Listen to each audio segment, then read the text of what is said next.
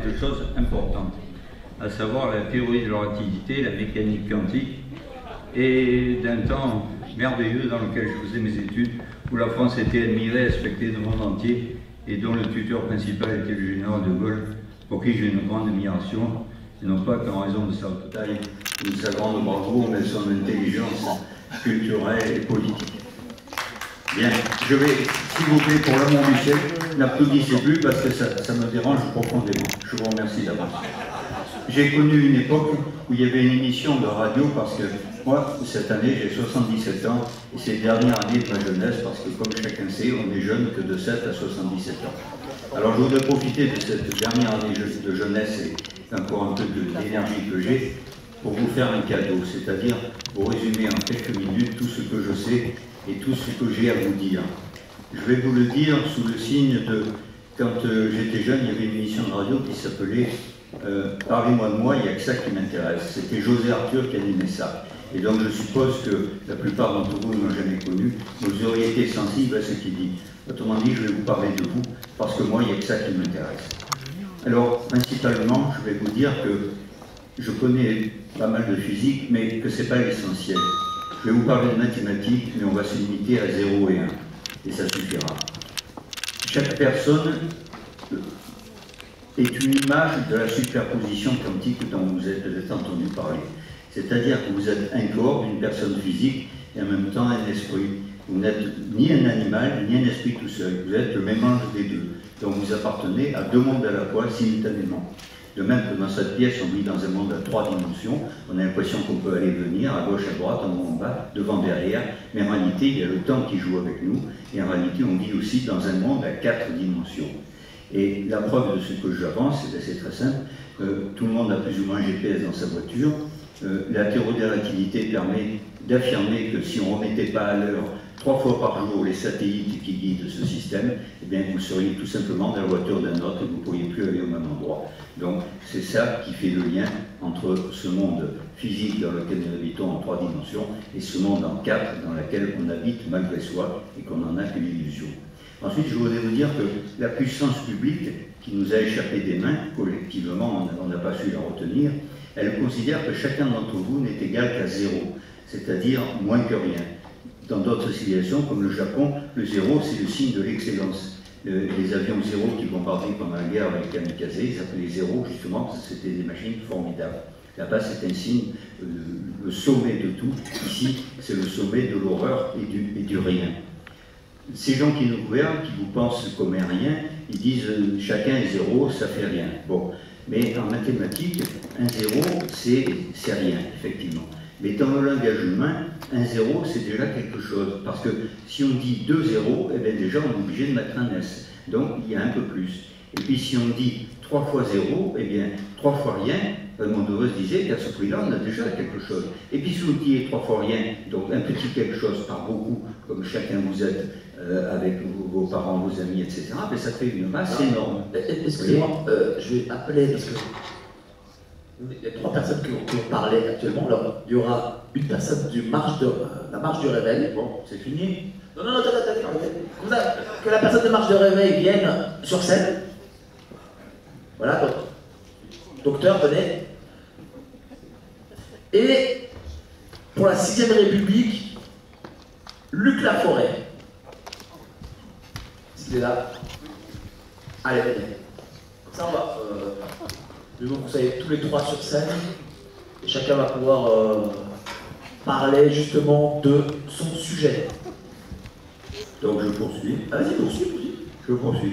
Donc ce pouvoir qui vous a servi et qui vous considère que l'animal physique que vous êtes, certes vous en êtes un, moi aussi, mais vous n'êtes pas que cela, vous avez aussi un esprit. Donc vous êtes l'image de la superposition quantique qui permet de dire que la même chose peut être à 2 endroits différents. Ici, c'est 2 choses différentes que vous avez qui sont réunies dans la même personne. Et votre liberté d'aller et venir, la partie 0, on peut l'entraver, on peut la vacciner, soi-disant, enfin lui faire subir de force une thérapie génique. Ça, c'est possible, on peut vous emprisonner, on peut vous torturer, on peut vous tuer.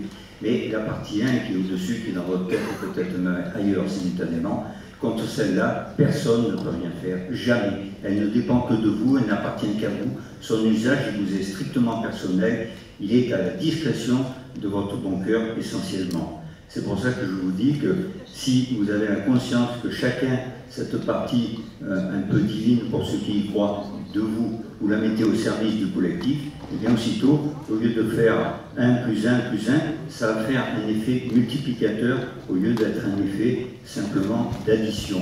Et pour la preuve de ça, je vais vous parler un tout petit peu de mathématiques. Chacun sait que par exemple, si on est 4 convives et qu'on partage une pizza, eh bien chacun en aura le quart, c'est-à-dire chacun en aura un petit morceau et moins que l'entier qui était disponible sur la table. Eh bien, quand nous faisons un partage de connaissances comme nous faisons actuellement, il faut se servir d'un autre outil mathématique que l'on appelle la multiplication. Et plus nous allons partager cette connaissance, au plus le nombre de personnes informées sera grand. Par conséquent, le partage de nos connaissances, c'est toujours une multiplication mathématique qu'il faut faire, alors que pour partager des pizzas, un gâteau, ni ça ou quoi, c'est une division. Vous voyez? Et le monde dans lequel nous vivons, qui est tordu à l'extrême, veut faire croire aux gens exactement le contraire. Et là, d'après ce que je viens de vous dire, vous avez la preuve qu'on ne peut pas tordre les mathématiques. C'est une vérité absolue et indépassable. Merci. Bravo.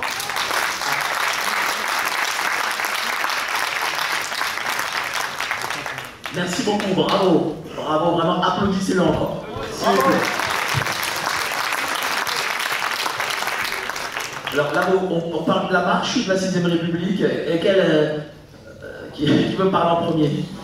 Voilà, entre gentlemen, hein, c'est toi, non, c'est toi. Ouais, je voudrais vous faire part d'un projet qui nous tient à cœur. Michel Bouchetin. Sur la marche des veilleurs. Alors sur la marche du réveil et sur le monde valérien aussi. Docteur Gauthier Péa. Voilà. Ouais. Donc on est tous un petit peu à la recherche de projets concrets. Je voudrais vous en soumettre un. Pour le 16 janvier, date à laquelle la marche blanche qui est en cours, qui est partie le 6 décembre de Lourdes, qui doit arriver le 16 janvier à Paris, si tout se passe bien, parce qu'ils sont un petit peu en difficulté en ce moment. D'ailleurs, je vous demande de les soutenir si vous pouvez. Voilà, ils ont besoin de soutien moral, ils ont besoin, c'est une longue marche. Et on voulait leur empêcher la marche. En fait, ils leur ont empêché l'accès. L'accès à l'eau. Voilà. Pas la mairie. Oui. Donc, voilà. Et le projet, en fait, ça serait de faire une manifestation, un rassemblement à Paris, où nous pourrions, dans un premier temps, échanger sur ce qui nourrit l'union, le projet étant de favoriser le développement au niveau de la nation, mais au niveau de chaque individu aussi, ce qui peut permettre de développer l'union. Alors ce rassemblement serait ouvert à toutes les tendances, toutes les sensibilités, mais sur ce thème fédérateur. Et nous aurions donc l'accueil de la marche du réveil, et parallèlement, on aurait averti par capillarité tous les collectifs de France afin qu'on puisse faire quelque chose ensemble, au même moment, dans toutes les villes. C'est-à-dire, par exemple, se regrouper en face de la préfecture ou de la sous-préfecture ou d'une mairie et ouvrir, par exemple, si c'est 15 heures, ouvrir tous à 15 heures un parapluie, par exemple. Hein. Faire des photos de ce micro-événement et les partager après. L'idée, c'est de compter un peu nos troupes, de voir combien nous représentons. Nous avons à l'heure actuelle aucune idée de ce que nous représentons en France. Et ça pourrait être une façon relativement simple de savoir combien nous pesons. Et puis, en fait, l'avantage de faire cette chose-là aussi, ça nous permettra d'apprendre comment se contacter les uns et les autres au niveau national. Voilà, donc il y a une organisation à monter, on est peu nombreux pour l'amener à bien. On compte un peu sur vous si vous avez la volonté de nous apporter des idées, de nous aider dans la réalisation. Il faudra des coordinateurs locaux dans les différents collectifs pour que ceux-ci puissent organiser les différentes manifestations en France. Il faudra après regrouper les informations pour qu'on ait un comptage de nos effectifs. Voilà, donc un projet, et si ce projet vous convient, ben c'est avec plaisir qu'on en discutera après. Juste une petite précision, on parlait des difficultés qu'ont les marcheurs qui viennent de Lourdes et qui vont arriver à Paris. Je vous propose ceux qui voudraient marcher dans les endroits où ils vont passer. Ils passent les dimanches en général dans des grandes villes. Le reste, ce sera toute la semaine en campagne. Mais si vous pouvez grossir un peu les rangs, ne serait-ce que le samedi, dimanche, vous aurez le PDF du trajet qui se trouve sur le site de l'Union. Alors, quel est votre site? Est-ce qu'il y a un Twitter, un Facebook? Alors, il y a donc le site uflf88.fr, ça on pourra vous le redonner plus tard. C'est l'Union fait la force, hein, où il y a donc la partie de la marche du réveil et puis les autres parties, dont celle-là, où vous aurez donc tout ce trajet PDF. Qui va du 6 décembre jusqu'au 16 janvier, donc ils en ont déjà fait une petite partie, juste une petite partie. Voilà, et il y a également une page Facebook qui est la marche du réveil. Vous tapez la marche du réveil, il y a la page Facebook qui pourra nous servir le jour du 16 janvier pour passer des lives, comme on fait en général chaque fois qu'on fait des actions. Donc il y aura des groupes aussi avec vous, je sais pas, des groupes, de collectifs peut-être? Là, c'est l'appel qu'on lance. Hein. Il y a déjà tous ceux qui ont participé. Il y a déjà ceux qui ont participé à la marche du réveil, le premier épisode, on va appeler ça, c'est-à-dire les Hauts-de-France, avec Merville. Il y aura également Périgueux avec Adélaïde, qui avait fait la grève de la faim et qui était monté jusqu'à Paris pour le 14 novembre en Montréal. Voilà, et puis tous ceux qui voudront bien venir. Est-ce qu'il y aura par exemple des scientifiques type Alexandra Rocco, des choses comme ça, comme il y a eu la première fois? Non, c'est pas l'objectif en fait. Non, je pose la question. L'objectif, c'est pour une fois, c'est pas de. C'est que citoyen. Non, c'est citoyen. Bon, que citoyen aussi. Voilà, citoyen bien sûr. Mais voilà, c'est pas un débat scientifique. D'accord. C'est vraiment le creux de la citoyenneté, c'est-à-dire qu'est-ce qui nous unit, quoi. Voilà. Comment on peut se fédérer afin de représenter quelque chose, afin de représenter une force, un pouvoir. Voilà, c'est ça qu'on cherche. D'accord. Merci beaucoup. C'est un petit peu, c'est les suites effectivement de la marche du réveil. On avait mis en route des tas de raisons. On avait eu une solidarité phénoménale. On avait été hébergés, on avait été nourris, on avait été soutenus par les réseaux. Et voilà, je pense qu'il y a encore possibilité de faire monter plus la mayonnaise en accueillant encore d'autres réseaux, d'autres groupes. Voilà, c'est le but. C'est de faire un mouvement populaire, citoyen et montrer qu'on peut être très nombreux. Ouais, vas-y. Merci. Une dernière chose. Lorsque j'ai parlé de ce projet-là, ce projet a une personne qui est en lien avec 19 collectifs en Belgique, au Luxembourg et en Allemagne. Il m'a dit c'est une super idée, il faut qu'on fasse ça là-bas aussi, enfin en Allemagne. Alors, en Allemagne, en Belgique, au Luxembourg, et pourquoi pas, on peut rêver au Canada et dans d'autres pays. Donc ça pourrait être quelque chose qui, comme ça, comme une traînée de poudre, se verrait un petit peu diffusé partout. Voilà, ça pourrait être un très beau moment d'humanité là aussi. Génial, bravo, merci beaucoup, applaudissez. Pour ceux qui seraient intéressés pour participer ou pour commencer à faire ce bagage, donc on vous invite à rejoindre Michel donc en fin d'après-midi. Voilà. Merci. Vous êtes là, tous les trois présents. N'hésitez pas à aller les voir, à discuter physiquement, à vous échanger vos coordonnées. Alors, monsieur Luc Laforêt pour la 6e République. Merci beaucoup, en tout cas, merci à la marque de la République. Monsieur Luc Laforêt pour la 6e République. Alors, bonjour, je m'appelle Luc Laforêt, je suis ingénieur en informatique, retraité depuis peu de temps. Et j'ai fondé il y a 2 ans, un mouvement qui s'appelle Une perspective, la 6e République. Je ne sais pas si vous avez remarqué, Mais autant hier qu'aujourd'hui, il y a un sujet qui est revenu plusieurs fois, de façon récurrente dans les discussions, qui a été présenté, je dirais, avec brio hier par Étienne Chouard, c'est la Constitution. Parce que, quel est notre problème? Notre gros problème, c'est que nous sommes divisés. Et Alexandre Juvin Brunier l'a dit plusieurs fois, diviser pour régner, c'est le moyen des dirigeants, justement, de rester en place. Donc, qu'est-ce qui peut nous rassembler? Le problème, c'est que nous sommes divisés par différentes chapelles, et notamment entre des gens de gauche, des gens de droite. Qu'est-ce qui peut nous rassembler? Eh bien, le seul terrain sur lequel on peut se rassembler, c'est la Constitution, justement. Ce n'est pas quand on va rentrer dans le détail des mesures que l'on pourra se réunir, puisqu'il y a des opinions et des intérêts divergents entre des gens de droite et de gauche, notamment, mais il y a différents...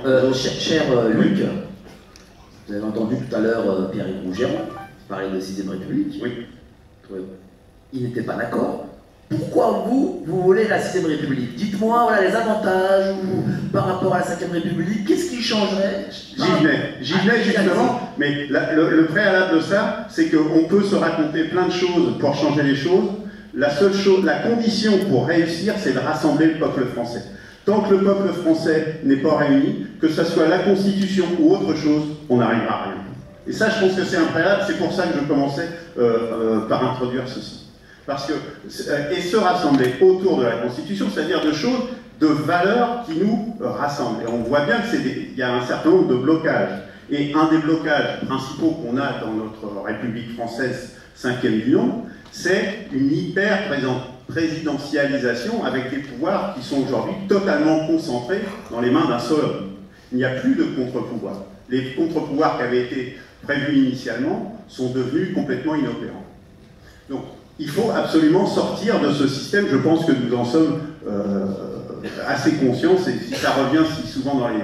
et que les citoyens puissent reprendre justement du pouvoir. Et comment peuvent-ils le faire?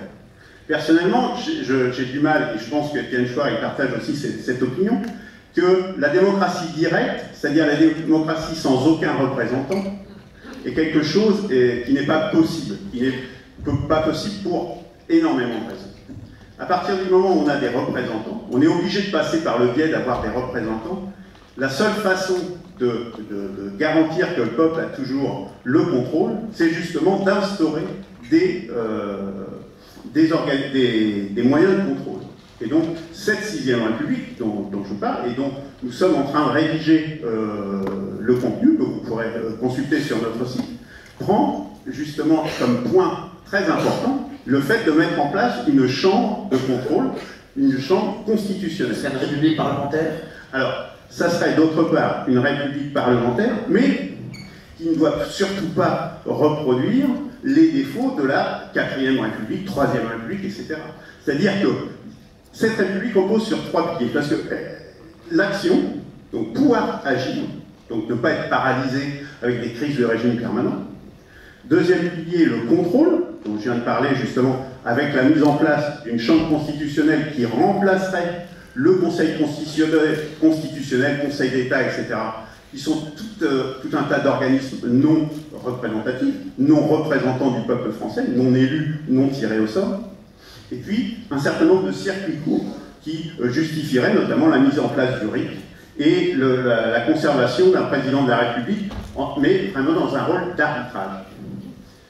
Alors, cette histoire d'action, elle est extrêmement importante, parce que la politique, c'est quand même pour agir. Si on met en place des représentants qui ne peuvent pas agir, je ne vois pas trop l'intérêt. C'est quand même le but numéro 1 de la politique, c'est d'agir. Donc, on ne peut pas se permettre d'avoir un régime parlementaire qui ne soit pas apte à être des vrais gouvernants. Pour faire cela, il faut avoir une forme de prime une prime majoritaire, et qui permet justement de dégager des majorités dans la majorité des cas, dans 90% des cas, d'après nos simulations sur les dernières élections. Et puis dans les cas qui restent, le président de la République tranche. Il joue un rôle d'arbitre dans les 10% de cas où on a un problème. Autre problème important de notre République, on en a parlé ce matin, c'est l'articulation entre les pouvoirs locaux, intermédiaires et centraux. L'idée, ça serait de revenir à un triptyque commune, département, nation, avec des députés qui auront un rôle très différent, qui seraient élus par binôme. Donc déjà, ça introduit également du contrôle, le binôme, et qui aurait à la fois un rôle d'exécutif local et de représentant du département au niveau national, qui donne un ancrage à la fois local et une articulation entre le local et le national. Je vous laisse encore 2 minutes, voilà, parce que je dois donner la parole à madame. C'est bon? Voilà, donc, en gros c'est ça. Une chose très importante. Alors comment on peut avec un site, avec des réseaux sociaux, peut-être pour des gens qui sont intéressés dans la salle, et ceux aussi qui nous regardent en visio, je n'ai pas assez parlé d'eux. Il y a énormément de gens qui nous regardent aussi à travers Internet. Donc n'hésitez pas à annoncer votre site, vos réseaux sociaux. Alors le site c'est 1p6r.org. Donc 1p6r.org. C'est juste 4 chiffres et lettres. Alors, une chose importante que je n'ai pas dite et qui est vraiment très importante, c'est que pour que le peuple... l'idée, c'est de mettre en place un peu une relation client-fournisseur entre le peuple et les représentants. Donc, quand vous voulez avoir une relation client-fournisseur qui fonctionne, il faut avoir un cahier des charges, il faut avoir une expression de besoin en entrée. Et cette expression de besoin, ce cahier des charges, est exprimé dans un préambule qui est complètement renouvelé et qui part des besoins du corps et de l'âme humaine. Merci beaucoup, merci beaucoup. J'en reste là. Vraiment très sympa. Applaudissez-le. Voilà, vous êtes là encore un peu l'après-midi, donc vous pourrez discuter avec les gens, n'hésitez pas. Je donne la parole à Géraldine, la très belle Géraldine, qui a applaudissez-la, regardez, elle écoute des magazines. Ils sont formidables, à un moment donné, je les ai lus, ils sont formidables, parle-nous-en, tiens. Alors bon, je m'excuse, c'était pas prévu que je vienne sur la scène, c'est pas grave. Donc on édite des magazines, enfin d'abord c'était des magazines de journaux de Gilets jaunes à la sortie des ronds-points, donc c'était 4 pages, donc ça s'appelle Réfractaire, donc uniquement 4 pages avec des choses qu'on a découvert, par exemple les gros thèmes des Gilets jaunes. Tu as 5 minutes, Géraldine. Alors c'est bon. Ça a été quand même la fin du mois d'abord et la taxe carbone. Alors sur la taxe carbone, on a commencé à faire des recherches sur savoir qu'est-ce qui justifiait ça vraiment, quoi. Et on a commencé à découvrir finalement le poteau rose. En fait, la taxe carbone et le climat et tout ce qui va avec le CO2, à la lecture d'une réinformation, climat, on peut en parler. Donc on a commencé par faire des articles sur ce sujet-là. Et aujourd'hui, on s'aperçoit que le Covid, c'est du même ressort. Voilà. Donc, déjà, alors, du coup, on a dit qu'il faut absolument reprendre le contrôle d'une presse, et particulièrement papier. Pourquoi? Parce que quand on est en manifestation, des choses comme ça, et qu'on rencontre des gens, si vous n'avez pas... Alors, une carte de visite, ça ne dit pas grand-chose, mais si vous n'avez pas votre pensée qui est écrite quelque part, eh ben, comment voulez-vous entamer le dialogue? Alors, la pensée, il ne suffit pas de l'exprimer oralement. Quand on veut l'exprimer clairement, c'est bien de l'écrire et de la préparer. Donc, c'est ce qu'on a fait, et sachant que l'écriture est un mode de communication papier qui n'a rien à voir avec le virtuel et qui amène un autre fonctionnement neuronal.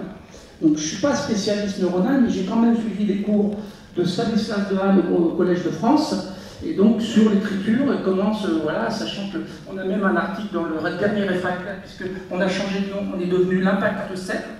Pourquoi? Parce que le gilet jaune, à la sortie des supermarchés, les gens ils ont peur, il y a des gens on voit qui se détournent parce que c'est trop jaune. Voilà, alors donc on a diminué la couleur jaune, ça paraît bête, mais voilà, c'est important. Et donc on s'est appelé l'Impact 7.3. Le mode de diffusion est toujours le même, c'est au chapeau, c'est-à-dire que les gens donnent ce qu'ils veulent. Alors, donc ce journal est disponible évidemment, alors le problème se pose, c'est que après c'est sa diffusion réelle. Alors sa diffusion réelle en grande quantité, on tire à 1000 exemplaires. Le dernier, celui-là, qui est le dernier en vente actuellement, en diffusion, on n'appelle pas ça de la vente, tout ce vocabulaire commercial, qui est un vocabulaire de... Bon, je ne vais pas en rajouter d'autres, hein, vous voyez ce que je veux dire, on n'en veut pas. Donc on fait attention à ce qu'on écrit, on fait attention aux mots, et une de nos ambitions, c'est la reconquête quand même de notre langage, et il commence par l'écrit. Il commence par l'écrit parce que ça permet de structurer la pensée. Et ça, c'est très, très, très important, autant pour celui qui l'écrit que pour celui qui le lit. Donc ceux qui l'ont déjà pris là, eh ben, je les remercie parce qu'ils m'aident à continuer. Les auteurs du magazine, c'est quoi, ce sont des bénévoles, des journalistes? Voilà, alors il y a tout. Hein, il y a des journaux sur lesquels évidemment moi j'écris souvent dessus, voilà, ce que je ne savais pas faire, hein, j'ai appris ça de merci les Gilets jaunes, voilà, et c'est pas du tout ma profession. Et donc les auteurs, après je vais les glaner, alors je fais comme tous les journalistes, hein, en partie, et puis je fais appel aux gens, non seulement qui veulent écrire, donc s'il y a des gens qui sont intéressés, qui ont envie d'écrire des choses là-dedans, qu'ils me contactent. Parce que comment te contacter? Comment te contacter? M'ont contacté, sur le journal il y a mon mail, il y a le site du journal, voilà, il y a tout ça, donc il y a un site. Alors le site du journal c'est lerefractaire.com, c'est le nom de l'association dont la vocation est de diffuser la culture, sachant que la culture c'est pas de regarder des tableaux, c'est pas d'écouter de la musique, la culture c'est de participer à la culture, c'est-à-dire d'y être dedans, et tout le monde peut, voilà. Et donc le journal, c'est l'actualité, c'est aussi la culture, c'est la culture de l'instant présent. Donc quelque part, c'est notre vocation, c'est aussi ça. Donc tout ça à la fois, sachant que dans celui-là, par exemple, j'ai écrit un petit conte. Nous sommes tous Blanche-Neige, il était une fois un méchant roi qui se voyait blanc comme neige, avec tout ce que ça veut dire, quoi, derrière. Donc c'est assez drôle, voilà, avec surtout une pomme, et avec dessus l'image d'un coronavirus qui bouffe la pomme, quoi. En tout cas, merci beaucoup. Voilà. Applaudissez-la.